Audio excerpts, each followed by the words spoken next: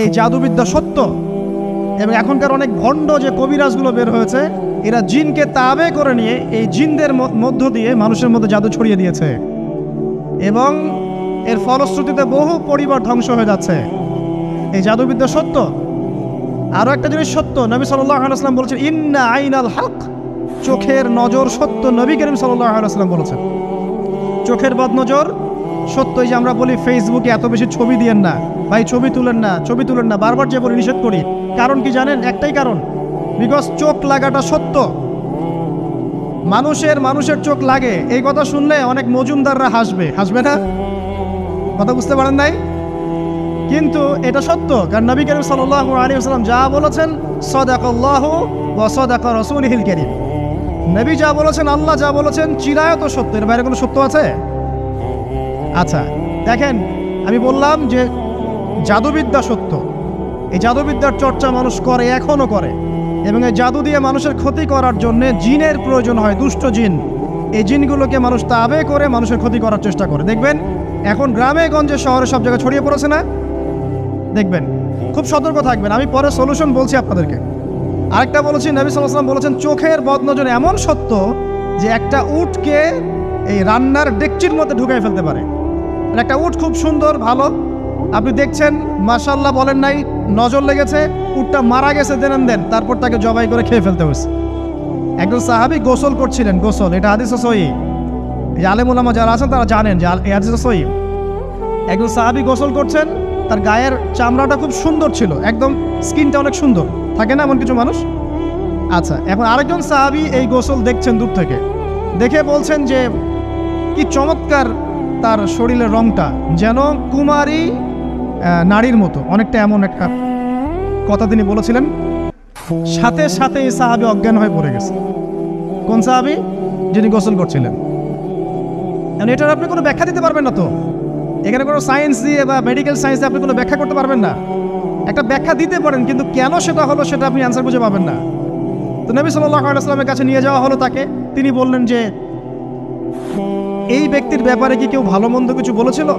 তখন একজন সাহাবী বলেন হ্যাঁ, অমুকে বলেছে এর স্কিনটা অনেক সুন্দর, তোকে ডেকে নিয়ে আসুন। ওকে ডেকে আনা হলো।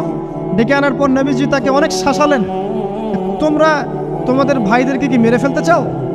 তখন এই সাহাবী তো অবাক, আমি আবার কখন মারতে চাইলাম ইয়া রাসূলুল্লাহ? আমি তো মারতে চাই নাই, আমি তো খালি বলেছি যে তার গায়ের রংটা অনেক সুন্দর। তখন তিনি বললেন, কেন তুমি সুবহানাল্লাহ বললে না, কেন তুমি মাশাআল্লাহ বললে না? যখন মাশাআল্লাহ বলবেন, সুবহানাল্লাহ বলবেন, নজরটা লাগবে না। আর যখন আপনি মাশাআল্লাহ বলবেন না, সুবহানাল্লাহ বলবেন না, দেখবেন নজর লেগে গেছে। আপনি বিশ্বাস করেন ব্যবসা খুব ভালো চলছে, মানুষ বললো যে বাহ তোর তো ব্যবসা হেভি, লালে লাল শাহজালাল, ঠিক আছে, দেখবেন আপনার কেনা বেচা বন্ধ হয়ে গেছে। এরকম হবে, আমার কথাটা বিশ্বাস করেন। এটা কিন্তু সায়েন্স প্রমাণ করতে পারবেন না, আল্লাহ এবং তার রাসূল বলেছেন, তার উপরে কোনো সত্য নেই। আছে সূরা কাহফ 29 নম্বর আয়াত পড়ে দেখেন, আল্লাহ পাক বলছেন ওয়াকুলিল হাক্কু মির রাব্বিকুম, সত্য সেটাই যা তোমার রবের পক্ষ থেকে আসে। ফামান শাআ ফালইউমিন, যার ইচ্ছা হয় বিশ্বাস করুক, ওয়ামান শাআ ফালইয়াকফুর, যার ইচ্ছা হয় সে অস্বীকার করুক। এই কারণে আমরা বলি ফেসবুকে এত বেশি ছবি দেওয়া, এই আই ওয়াশ করা, এই যে শোডাউন করা, হ্যাঁ, ইসলামের কিছু কাজ করলেন একদম মানুষকে না দেখাইতে পারলে ঘুম হচ্ছে না, এগুলো বন্ধ করেন, এগুলো বন্ধ করে দেন আল্লাহর ওয়াস্তে। অফলাইনে কাজ করেন, নিজেকে গোপন করার চেষ্টা করেন।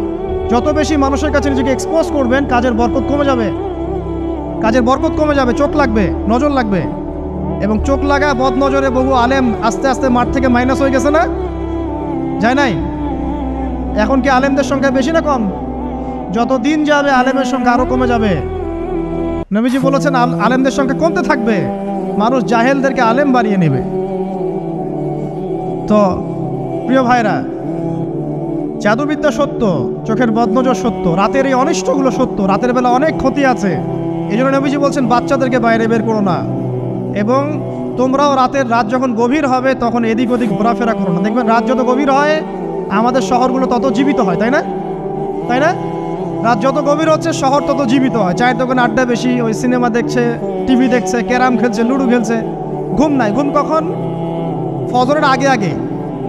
ফজরের নামাজ কিন্তু নাই, ফজরের ঠিক আগে আগে, আবার ওই যে জোহরের নামাজের সময় উঠতেছে। এখন আমাকে বলেন, এরকম জেনারেশনকে দিয়ে কি আসলে ইসলামের কোনো খেদমত হবে?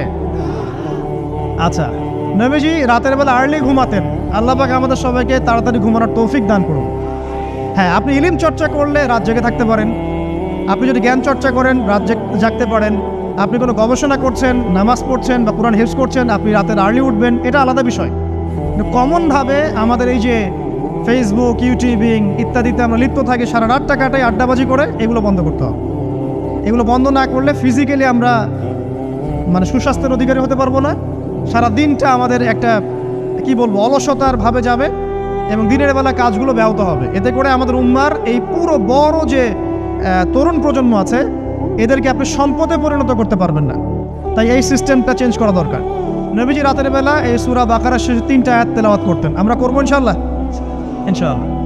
আরেকটা আমল বলে দেই, নবী করিম সাল্লাল্লাহু আলাইহি ওয়াসাল্লাম রাতের বেলা সূরা মুলক তেলাওয়াত করতেন। কোন সূরা এটা? কোন সূরা? তাবারাকাল্লাযী বিয়াদিহিল মুলক। কয়টা আয়াত আছে? 30টা আয়াত আছে। নবীজি বলেছেন সাল্লাল্লাহু আলাইহি ওয়াসাল্লাম এই সূরা আপনাকে কবরের আযাব থেকে বাঁচাবে। ইনশাআল্লাহ। কবরের আযাব থেকে তো ভাই বাঁচা খুব সহজ নাকি? আমাদের মধ্যে এমন কেউ নাই, শোনেন, আমাদের মধ্যে এমন কেউ নাই আলেম জালেম মুফতি মুহাদ্দিস রাজনৈতিক নেতা পলিটিশিয়ান বিরোধী দল জাতি তারপরে যে সরকার দল যে আছে না কেন কবরের শাস্তি ফেস করবেন এমন একটা মানুষ নাই,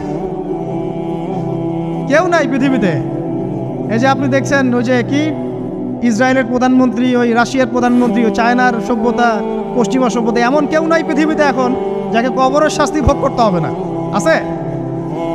সবচেয়ে লঘু শাস্তি মানে লঘু চাপ,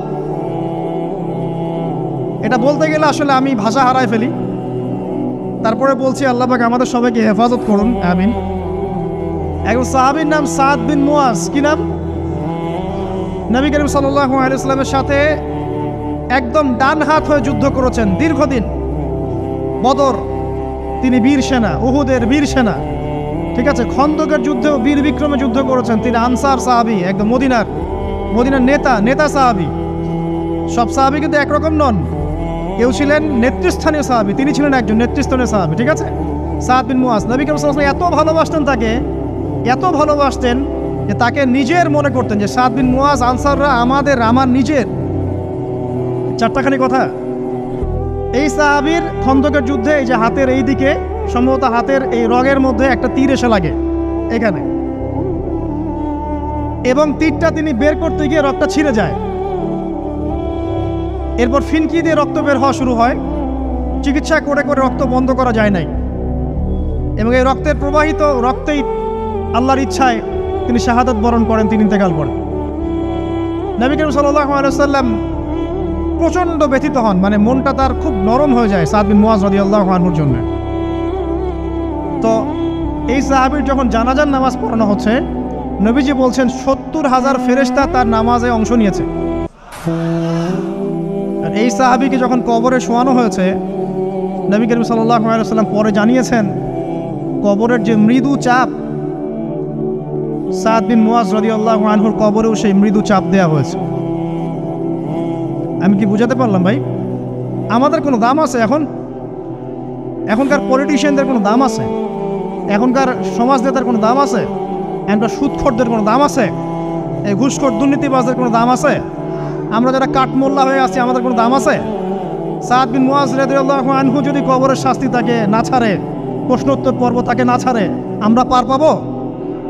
নবী করিম সাল্লাল্লাহু আলাইহি ওয়াসাল্লাম বলছেন সূরা মুলক তেলাওয়াত করো রাতের বেলা, ইনশাআল্লাহ সূরা মুলকের তেলাওয়াত কবরের আযাব থেকে তোমাকে বাঁচাবে। আর আমাদের তো ভাই কবরে সবাই সাথে যাবে না, গার্লফ্রেন্ড যাবে না, বাপ মা ভাই বোন সবাই যাবে না।